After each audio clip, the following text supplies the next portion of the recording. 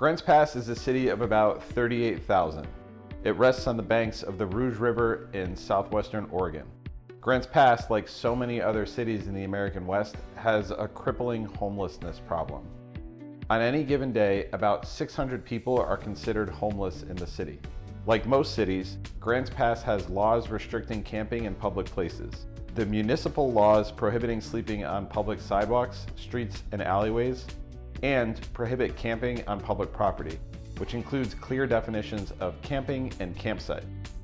The city took a light touch when it came to the homeless problem, offering services and ensuring rights were protected.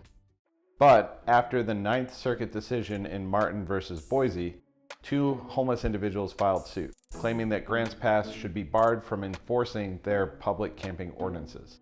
They claimed that the laws violated the Eighth Amendment's cruel and unusual punishments clause, an argument made possible by Martin versus Boise. This week, we're going to look at the city of Grants Pass versus Johnson, a 2024 United States Supreme Court decision involving enforcement of public camping laws.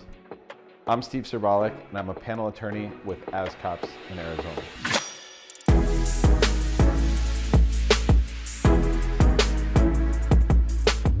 I want to start with some backstory. In Martin versus Boise, the Ninth Circuit decided that enforcing public camping laws against the homeless was a violation of the Eighth Amendment's cruel and unusual punishments clause. Specifically, when there was not enough resources, like available shelter beds, to house the homeless population in its entirety. The logic was essentially that once there are insufficient resources, keeping homeless from camping in public places was punishing them for being homeless, which they said was a status, not a crime. And the criminal acts of camping in public were an unavoidable consequence of the homeless person's status. Okay, now we're caught up. In Grants Pass versus Johnson, who lived out of her car, argued that Grants Pass should be barred from enforcing its public camping laws based on the lack of shelter beds. The request was granted and reaffirmed by the Ninth Circuit. Grants Pass asked the Supreme Court to review the case, a call that was echoed by cities across the Ninth Circuit, including here in Phoenix. You might remember Brown versus Phoenix and issues with the zone. The United States Supreme Court reviewed Grants Pass, and they were concerned with the use of the Eighth Amendment's cruel and unusual punishments clause as the basis for these arguments.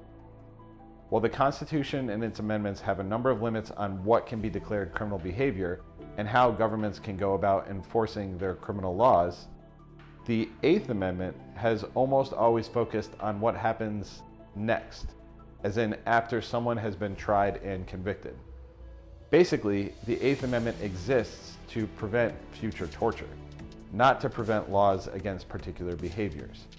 And remember, Grants Pass's violations for public camping offenses started with a small fine and went up to the potential of a maximum 30 days in jail. Not exactly the Iron Maiden. Another concern was the argument that the criminal behavior was involuntary due to the status of being homeless.